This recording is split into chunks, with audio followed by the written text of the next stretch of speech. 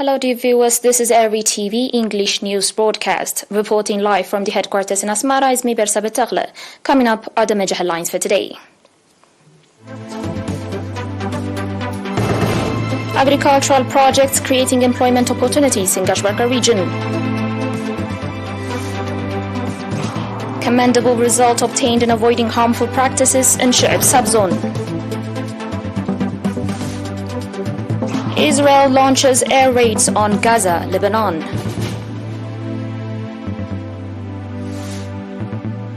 And China sends warships and aircraft around its island of Taiwan. On your local news, according to reports, the agricultural projects in Gashbarka region are contributing in creating employment opportunities as well as in transferring knowledge to the public. According to the administrators of the subzones and coordinators of the projects, agricultural projects in Haiketai, Gerset, Ali Gider, Fankorawi, Fanko Tsumur, Ad Umar, Afhimbol as well as Banaton factory have created employment opportunities to about 3,000 residents, indicating that the main objective of the projects is to enable residents living in the vicinity of the projects become beneficiaries of the opportunities being created. Mr. Hailesgi Habte, manager of the Southwest Agricultural Projects, said that the agricultural projects, beyond improving the livelihoods of the residents, are contributing in the transformation of the cultural and social life of the public. The residents, on their part, said that as a result of the projects, they are leading a stable life.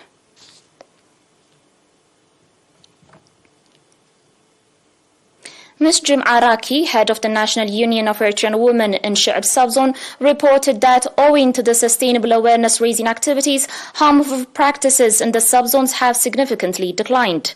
At a meeting conducted with residents of the administrative areas of Gedged, North and South Mesheb, Ms. Jum'a said that the awareness-raising activities being conducted to control underage marriages and FGM have registered encouraging results and called for active participation on the part of the administrations at all levels and the public for better outcome.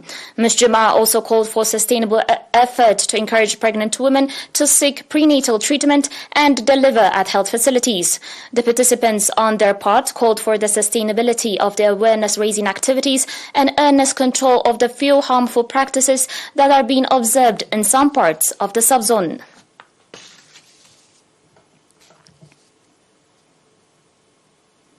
On your last local news, seminars focusing on controlling crimes and offences were organized in the subzones of Hagas, Demas, Auguro and Tohombia.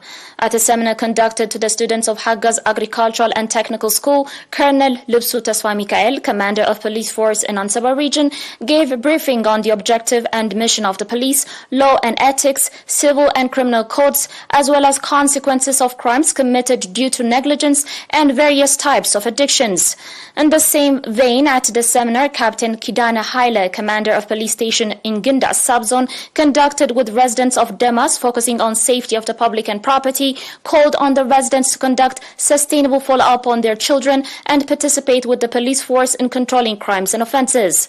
Likewise, at the seminar, Captain Barahi Takhla Mariam, commander of police station in La'alaigash, conducted with students and parents in Wugaro and Tohombia, called for practicing the advice being provided by concerned authorities, as well as to strengthen participation in the effort to control crimes and offences.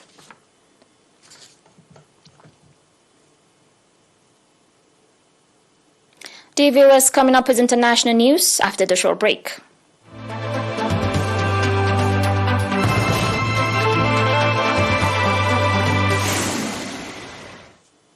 Welcome back. Israel's military has said it carried out air raids on Lebanon on what it called Hamas targets hours after it launched air raids on the besieged Gaza Strip. The bombardment in the early hours of Friday followed a spate of rocket launches from southern Lebanon as tensions soared after Israel forces stormed at the Al-Aqsa Mosque in occupied East Jerusalem twice this week. Israel's army announced in a short statement today that it is currently striking in Lebanon. A Lebanese TV station reported explosions near a refugee camp in the southern port city of Sur. Hours earlier, there were explosions in Gaza after Israel Prime Minister Benjamin Netanyahu promised in a video statement that his country's enemies would, quote-unquote, pay a price for any aggression. The attack on Gaza and Lebanon came after the Israeli military said 34 rockets had been fired from Lebanon on Thursday, with 25 intercepted and at least 4 landing inside the country. They were the first rockets fired from Lebanon towards Israel in a year and the biggest launch since Israel and Lebanon's powerful Shia movement Hezbollah fought a war in 2006. According to the authorities, there were no immediate reports of casualties in Lebanon or Gaza.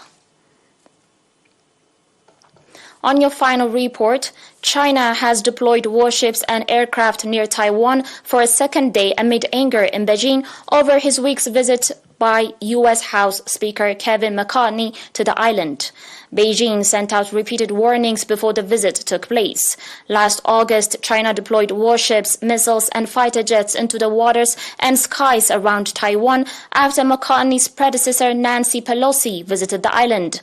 McCarthy, who is the third most senior politician in the U.S., has decided to meet the island's leader in California.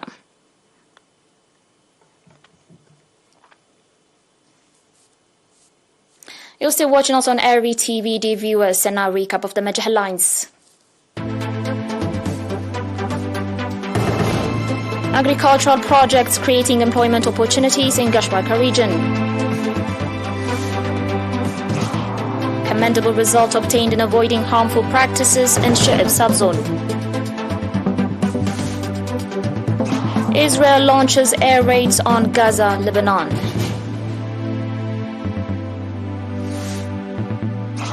And China sends warships and aircraft around its island of Taiwan. Dear viewers, that was it for today. Thanks for watching.